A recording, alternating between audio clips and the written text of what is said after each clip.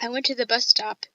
I could have walked, it's only 20 minutes away, but I was afraid that Roth might be watching, and he told me to take the bus. There were a few other kids there, larking around. No one I knew. I was daydreaming, thinking about Shane, thinking about Maddie. Sometime in between seeing her get hit by the ball and her visit to me in the sick bay, I'd realized something. Something that was probably there all along, but I'd never noticed. I liked her. Liked her a lot. Yeah, you probably think it's weird that I liked Maddie after everything I said about her. Not exactly cool, not exactly pretty, but she had something. Something strange, like she heard secret voices or saw things that other kids couldn't see. Oh, that's making it sound worse. Maybe it was just that I thought she was a bit like me.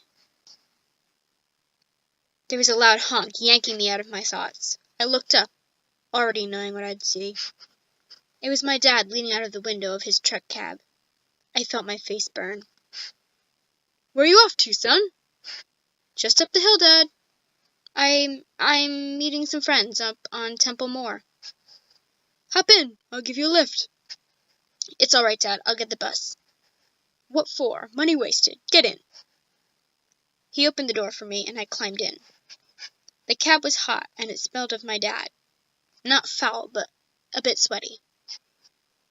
I opened the window, and the truck juggered and chugged into motion. "Who are these friends, then?" "Just some kids." "But why are you meeting up there? You've got to watch yourself." "Yeah, Dad, I know." "Did I ever tell you about the big fight up there when I was your age?" "Yeah, Dad."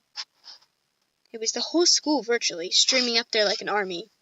You see, one of their kids had nicked a bird off of one of ours. Over nothing, really. "I know, Dad."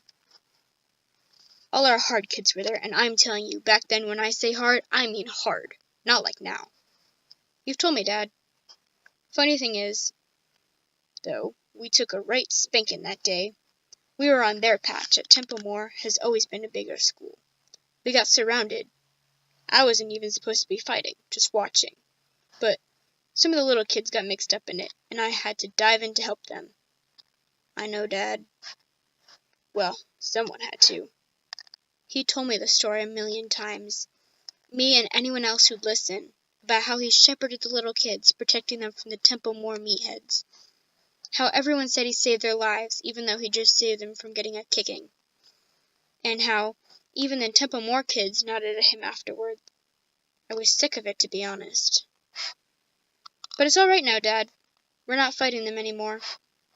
"So what are you doing up there?" "Like I said, just meeting some mates. Drop me here, will you, Dad?" "Okay, son." He ruffled my hair. "Stay out of trouble, eh?" "See you, Dad." I cut through the shops at the top of the hill. There was a pound store where you could buy anything shit for £1. Shit batteries, shit biscuits, shit baby clothes. And there was a liquor store where the guy stood behind a little grill so you couldn't rob him. It was the first one of those that had in our town, and people used to come just to look at it. It was like something in an American film, so people thought it was kind of cool. Past the shops, and soon you were in what looked like the countryside, although you could always see the shadow of the big council estate that looped around one side of it. We'd done a history of this place at school.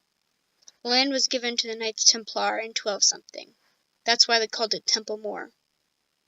They had a big farm, making money to help them fight the Saracens in the Holy Land.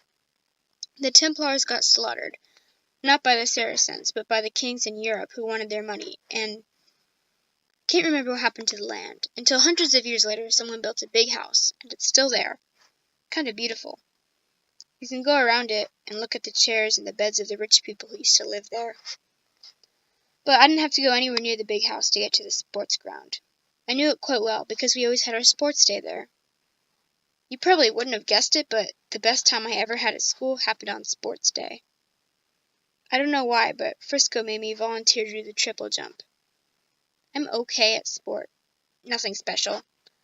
Not on any school teams, but I can run. Frisco said, "Any volunteers for triple jump?" Right then, you brought him in. but before anyone put their hand up. I'd never done the triple jump. None of us had.